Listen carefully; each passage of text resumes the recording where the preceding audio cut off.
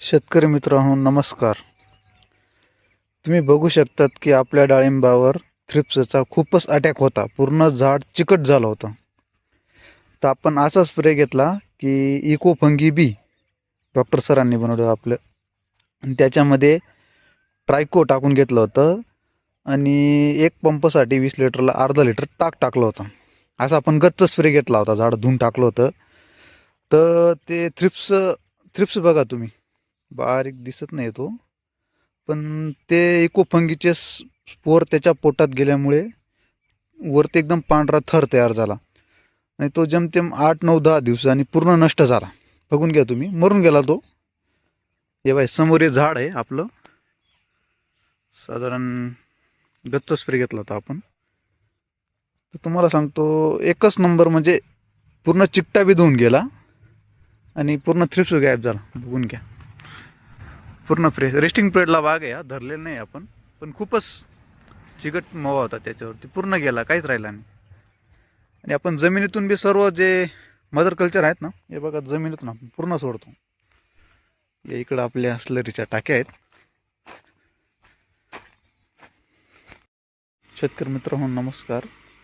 आपण हे mother culture बनवलेलं आहे.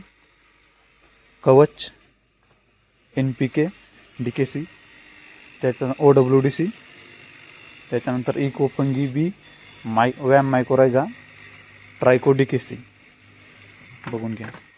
आणि आपण कॉक टोचताना कमीत कमीत 20 लिटर पाणी खाली राहील. बघून घ्या, प्रत्येकाला 20 लिटर पाणी खाली राहील. म्हणजे जरी आपल्याकडून कॉक चालू राहून गेला, मदर कल्चर 20 लिटरच्या खाली, म्हणजे जे खाली आहे ना ते खालीच राहील, म्हणजे निघणार बी नाही. जसं गरज वाटली ना तसं परत भरून द्यायचं, म्हणजे आपलं मदर कल्चर परत तयार होईल.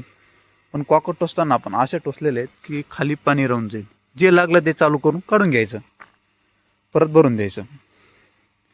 अशा पद्धतीनं मी केलेलं आहे हा प्रयोग.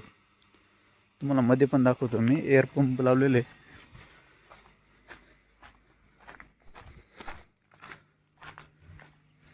हे बघून घ्या, ट्रायको DKC. डवळायला प्रत्येक काठी वेगवेगळे बघून घ्या तुम्ही, याच्यातली त्याच्यात करायचे नाही. वॅम मायकोरायझा, इको फंगी बी, OWDC, NPK, कवच.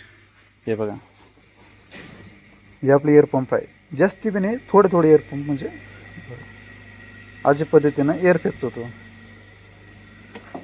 बघून एकदम पॉवरफुल मदर कल्चर तयार झाले असे.